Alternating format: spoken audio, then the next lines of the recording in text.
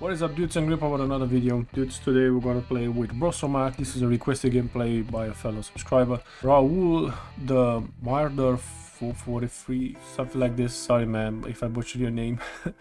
But he said it would be great if you could do a video with the tier 7 Rosomak. I have really hard times with this one, except on a very few maps, and I could use a tip or two. Thanks in advance. Thanks for the comment and request. This vehicle for me also was a pain in the ass in the past, before the autocannon buff all over the game, before having even the 80 squad option in the utility for such vehicles. Since this buff came out, this is basically playing with a chubby Fox or VBL, but this has 8x8, so don't expect to have the same movements as with the VBL Ingwe or VBL. It's a bit slow, but it has speed, it has momentum, it has what, 103 kilometers an hour. It's not bad. Acceleration 3.4, so it's not bad, despite being 22 tons, so it is a very fast vehicle. Lightly armored, not so much armor, so do not engage in close combat, but if you do it at your own price of health, so that's the point. I have retrofits on it. I have for the gun itself. These are retrofits just for the gun to make the aiming, because if I remove the retrofit, you will see that in the targeting, all of these accuracy, fully aimed, aiming time, they go up. Now they're like in good status. So I have augmented optics V2, visual range plus 35 meters. This helps me to spot tanks from a far distance. Ballistic computer V2, aiming speed plus 10%, that's not bad. And if you have the opportunity to change the gunner's sight or the gunner's kills to add also aiming speed improved by 10%, would be also really great. AR targeting system, largest aim circle is minus 5%, aim speed plus 5. So again, with the aiming time getting better and better.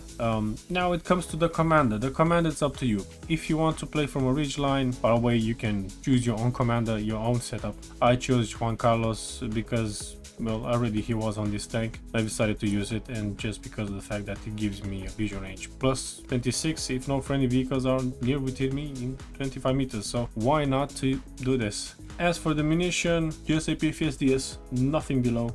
Now let's get into the fight, and so we are on Phalanx. We have another Rosomak, but this is the tier 8. We have a Burlak, a VT4, and Object 187.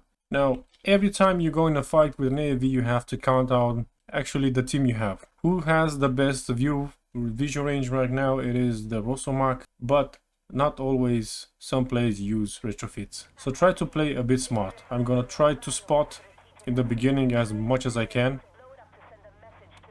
and trying to play also safe. I know that many tanks will pop out in front of me, so he's doing the same. I'm trying to stay alive and to even use my 80 squad, so I'm getting my kids outside, pressing E, pressing V to focus on targets if they can, looking around, focusing on another target, staying safe. And if things go wrong with damage and so on, you can go ahead and shoot, you know. It is like this always.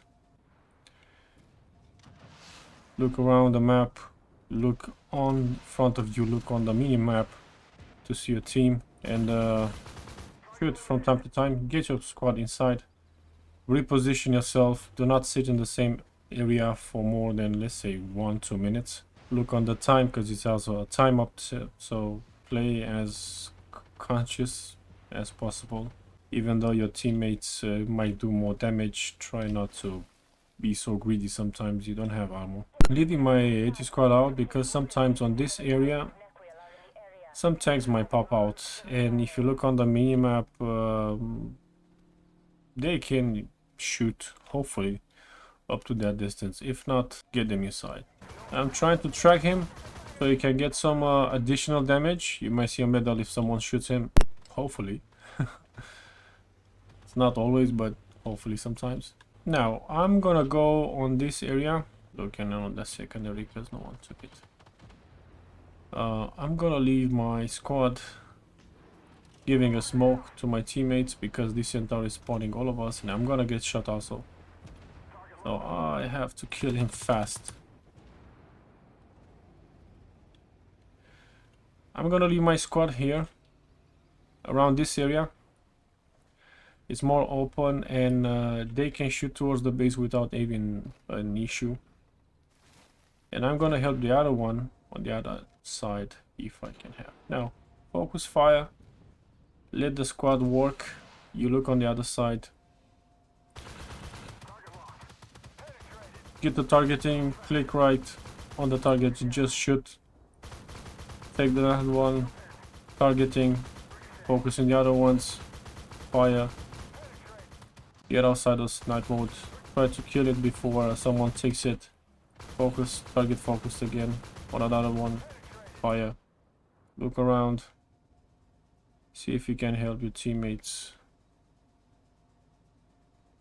No, okay, he's dead. Now, this object sits here up. This Rosomak also sits, but you saw he spot nothing. If I'm gonna go instead of him, I will be able to spot. You see?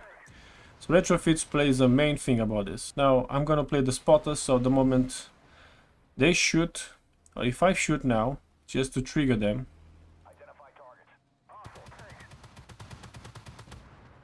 they will try to shoot me and they get spotted. So now my squad can basically focus them and do some damage. Trying to get myself spotted so they can shoot me. So I'm like sacrificing or doing like this something. But for the benefit of doing damage. Now I'm pushing the ridge. I know there is a Centaur in the base. That's a Thunderbolt, another one on the left side. So I'm gonna sit now here, playing a bit around the ridge. I know I've done a big mistake. If you do it the same, don't feel sad. Keep on pushing, keep on spotting. Try to survive as much. Shoot, get their attention so that they can move while your AT squad can do some stuff. And that's it. We got back in the fight. So far we do 7k damage, so it's not bad.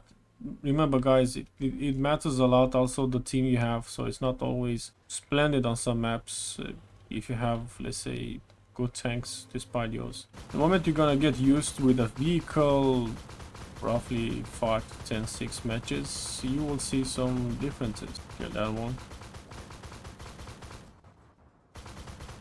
Okay, he took it.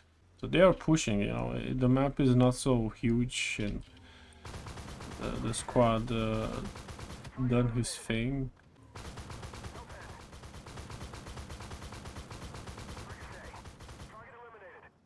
Okay, let's have an eye on the other side, hopefully. Spotted the Dragoon. As you see, they are actually targeting him.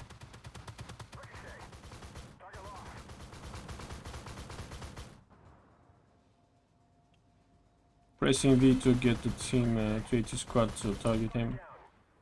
Another one. That's brilliant. So they are shooting him. Awesome. And there we go. We got the last kill. 5 kills.